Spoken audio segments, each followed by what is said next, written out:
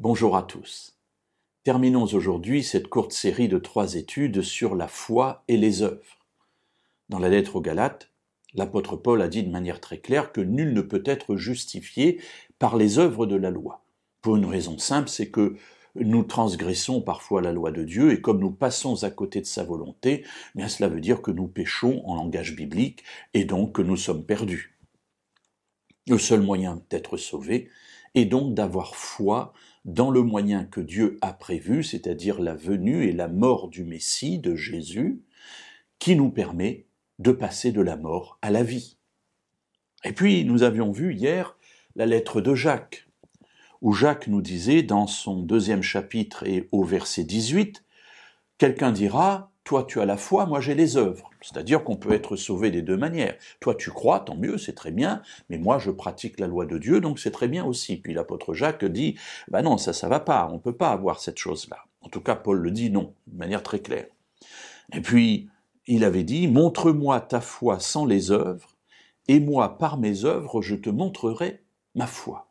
Et Jacques semble dire que les deux sont liés, que les deux sont même intimement liés et qu'on ne peut les séparer.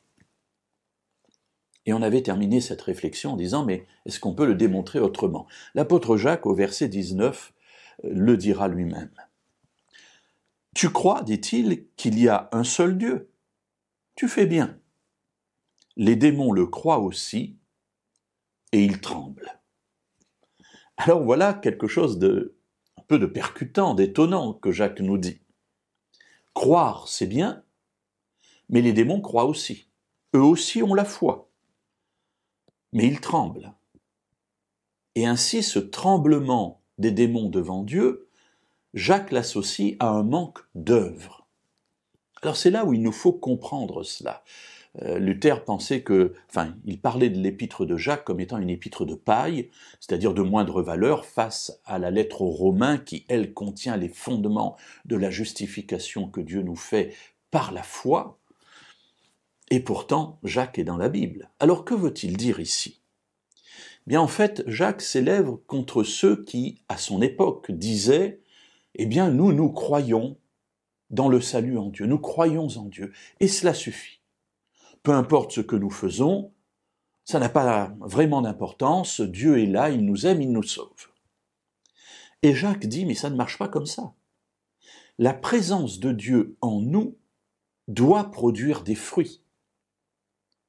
Ces fruits ne sont pas là pour être sauvés, mais ces fruits sont là pour témoigner de ce que la foi qui est en nous est réellement une foi qui sauve. Parce qu'il y a deux sortes de foi. Il y a une foi qui sauve, c'est celle de la foi en Dieu, qui produit en nous des fruits, ou que l'on peut appeler des œuvres. Et puis, il y a une foi qui est simplement une croyance, qui est une illusion. Les démons croient. Bien sûr, mes amis, les démons ont vécu dans la présence de Dieu. Ils ne sont pas comme nous, ils savent que Dieu existe. Mais le résultat de cette foi, entre guillemets, sur les démons, c'est qu'ils tremblent. Ils n'ont pas les fruits qui conviennent à leur foi. Alors, mes amis, mettons les choses à la bonne place. Dieu nous sauve gratuitement par la foi en Jésus, mais si cette foi ne produit pas de fruits dans notre vie, alors notre foi est vaine comme celle des démons.